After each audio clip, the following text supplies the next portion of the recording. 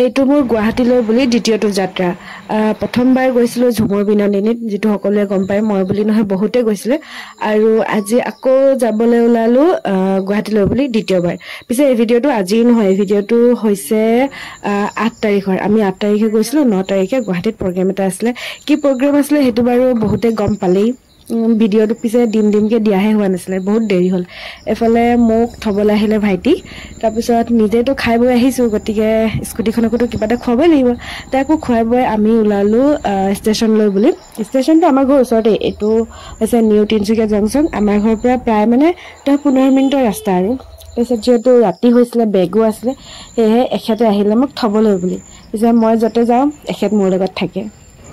বহুতে সুধি থাকে হি মোৰ নিজৰ ভাইটি নেকি তো কৈ দিও হি মোৰ নিজৰ ভাইটি নহয় মোৰ পেহীৰ ল'ৰা ভাইটিয়ে হয় বাৰু কিন্তু বহুতে কয় আৰু মোৰ নিজৰ ভাইটি বুলি আৰু আমি গৈ আছো মই লগাই ছজনী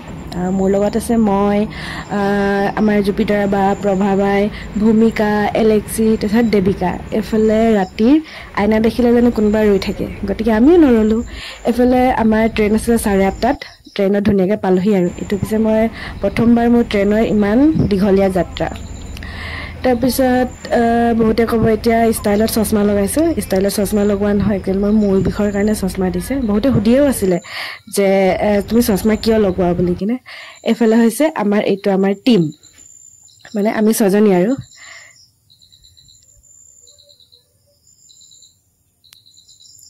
যে নহক বাৰু যত হলো জানুকা ঠাইতে যাওক যদি আপুনি গ্ৰুপ বনি যায় তেন্তে এনে কিবা এটা ভাল লাগে হেহে আমি যেতিয়া ছজনী আছো তাকো ছোৱালী আমাক বাৰু বেয়া লাগি মানে বেয়াটো লগাৰ কোনো কথাই নাই তো আমি মানে ধুনিয়াকে ওলাই গলো আৰু এইফালে পালো আমি মৰিয়নি জংচন যেহেতু তাত অলপ দেৰি ৰখাইছিলে কিমানো ট্ৰেইনত বহি থাকিম বুলি অলপমান বাহিৰত ওলালো তাৰপিছত কিবা এটা খাবলৈ লম বুলি লওঁতে মানে ট্ৰেইনো এৰি দিব ধৰিলে তো একো নললো আৰু সিধা আমি ট্ৰেইনত উঠি গলো উঠি পিনে একেবাৰে মাজতে আৰু এটা কি ষ্টেচন আছিল মই ভালকে চোৱা নহল বাৰু তাতো অলপ দেৰি ৰখাইছিলে তেতিয়া অলপ নামিছিলো আৰু এফালে আমাৰ ৰাতিৰ খানা হৈ গল খাই আহিছিলো যদিও মানে কিবা এটা লৈ আহিছিলো যেটো ৰাতিৰ কথা ভোকটো লাগে এফালে সকলো এনেদৰে মানে একেলগে আমি হুলু কিয়নো মানে ছোৱালী আছিলো মাজত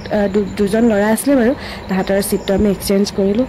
এইফালে এতিয়া বাজিছে ৰাতিপুৱা প্ৰায় 5টা মান বাজিছে চাগে প্ৰথমটো মই এইখিনি পথাৰ হয় কিন্তু প্ৰথম দেখি পিনে এনেকুৱা লাগিলে যে এইটো পথাৰ নহয় কিবা নৈ হয় নেকি যেতিয়া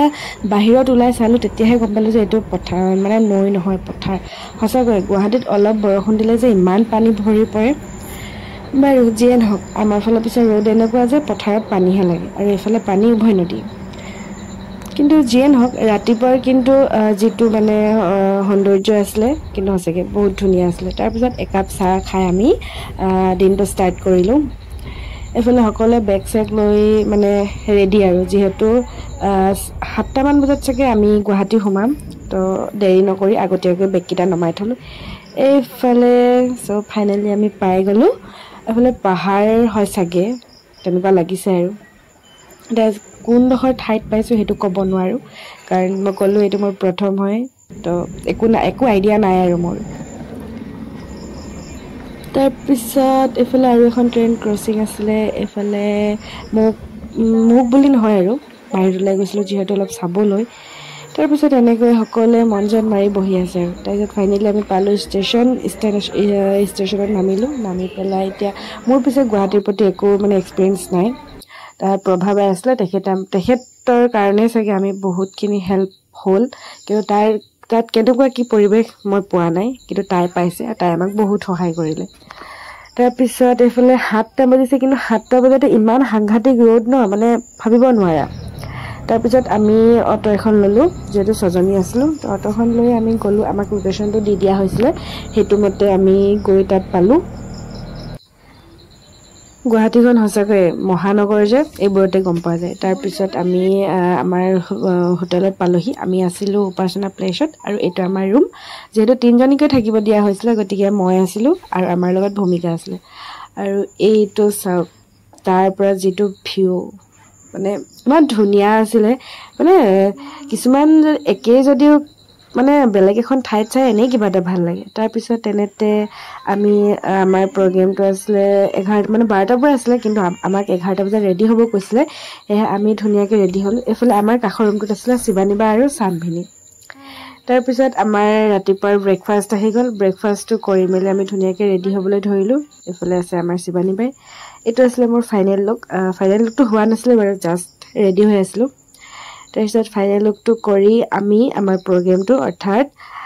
কি প্ৰগ্ৰেম আছিলে এইটো মই ইয়াৰ পিছত ভালকৈ জনাম বহুত মানে ভিডিঅ' হৈ আছিলে কনভাৰচেশ্যন হৈছিলে বাৰু ইয়াৰ পিছৰ ভিডিঅ'ত লগ পাম